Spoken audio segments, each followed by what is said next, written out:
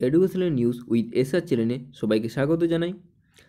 আজকে আমরা যে বিষয়টি নিয়ে আলোচনা করব সেটা হচ্ছে উচ্চ মাধ্যমিক সংস্কৃত সাজেশন 2024। উচ্চ মাধ্যমিক সংস্কৃতে যে চ্যাপ্টারগুলি আছে তার মধ্যে আজকে গদ্যাংশ, পদ্যাংশ ও নাটকগুলি নিয়ে আলোচনা করব। তাহলে দেরি না করে চলো শুরু করা যাক। প্রথম যে চ্যাপ্টারটি আছে সেটা হলো আর্যবর্ত বর্ণনম। এখান থেকে যে প্রশ্নগুলি সাজেশনে দেওয়া হয়েছে সেগুলি হলো 1 নম্বর, আর্যাবর্তকে কার সঙ্গে তুলনা করা হয়েছে এবং কেন, অথবা আর্যাবর্ত ও স্বর্গের মধ্যে তুলনা করো। নেক্সট, আর্যাবর্ত বর্ণনম গল্পের নামকরণের সার্থকতা লেখো। নেক্সট, আর্যাবর্তে গ্রাম ও শহরে বর্ণনা দাও বা দেশের বর্ণনা দাও।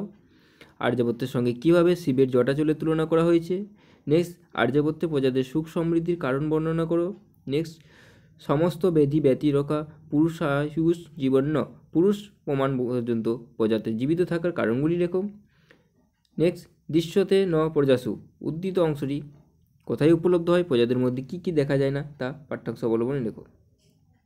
নেক্সট যে চ্যাপ্টারটি আছে সেটা হলো বনাগত গুহা। এখান থেকে যে প্রশ্নগুলি রাখা হয়েছে সেগুলো হলো বনাগত গুহা অবলম্বনে কশ্যপ ও অলিপর্ব চরিত্রটি আর্থিক অবস্থা ও চরিত্রটি তুলনামূলক বর্ণনা দাও। বর্ণগত গুহা গদ্যাংশের বিষয়বস্তু নামকরণের সার্থকতা বিচার করো। নেক্সট, দারং চ সপদিং সংবৃত্তম কোন দ্বারা ঘটনাটি বিশদে বর্ণনা দাও।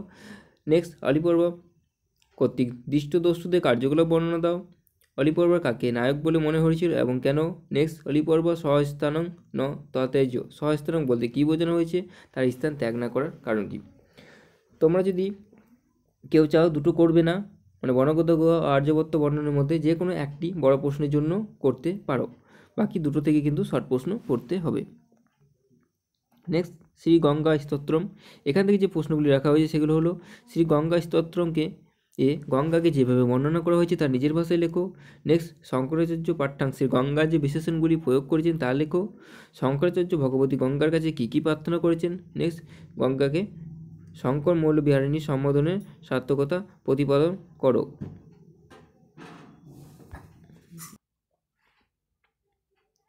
নেক্সট, শ্রীমদ্ ভগবদ গীতা। এখান থেকে যে প্রশ্নগুলি রাখা হয়েছে সেগুলো হলো কর্মযোগ অংশের সারমর্ম লেখো, অথবা ভগবান শ্রীকৃষ্ণ যে নিষ্কাম কর্মযোগের কথা বলেছেন তার বিবরণ দাও। নেক্সট, মিথ্যাচার ও শ্রেষ্ঠ ব্যক্তি সম্পর্কে কী বলা হয়েছে লেখো। এখান থেকেও তোমরা যে দুটি কবিতা বললাম, শ্রী গঙ্গা স্তোত্রম ও শ্রীমদ্ গীতা, সেখান থেকে তোমরা যেখানে একটা বড় প্রশ্নের জন্য করতে পারো। নেক্সট, নাটক বাসন্তী স্বপ্নম। এখান থেকে যে প্রশ্নগুলি রাখা হয়েছে সেগুলো হলো বাসন্তী স্বপ্ন নাট্যাংশের বিষয়বস্তু নামকরণের সার্থকতা বিচার করো। নাট্যাংশের চরিত্রগুলি পরিচয় দাও। এক্ষেত্রে কৌমুদী চরিত্র বিশেষ করে করে রাখবে। এছাড়া ইন্দ্রবর্মা, ইন্দু শর্মা এই চরিত্রগুলো আছে। ইন্দ্রবর্মা কৌমুদী কথোপকথন সংক্ষেপে লেখো।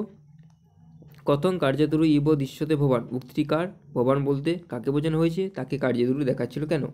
নেক্সট, নাটকের প্রথম 3টি শ্লোকের তাৎপর্য আলোচনা করো। নেক্সট, নাটকের নামকরণের সার্থকতা বিচার করো। নাট্যাংশের মাধ্যমে নাট্যকার কী বার্তা দিতে চেয়েছেন বলে তোমার মনে হয়। নেক্সট, নারিকায়পি যুগায়তে ব্যাখ্যা করো। নেক্সট, বিজয়তম অস্মাকম অবনিপ, উক্তিটি কার, অবনিপকে বক্তা তার কাছে কেন এসেছিলেন। তাহলে আজকে আমরা গদ্যাংশ, পদ্যাংশ, নাট্যাংশ নিয়ে আলোচনা করলাম। নেক্সট দিন পরবর্তী অধ্যায়গুলি নিয়ে আলোচনা করব। ভিডিওটি যদি ভালো লাগে অবশ্যই ভিডিওটিকে লাইক করো, কমেন্ট করো এবং শেয়ার করো। আর যারা চ্যানেলে নতুন সেই চ্যানেলটিকে অবশ্যই সাবস্ক্রাইব করো আর পাশে থাকা বেল আইকনটি প্রেস করতে ভুলো না। ধন্যবাদ।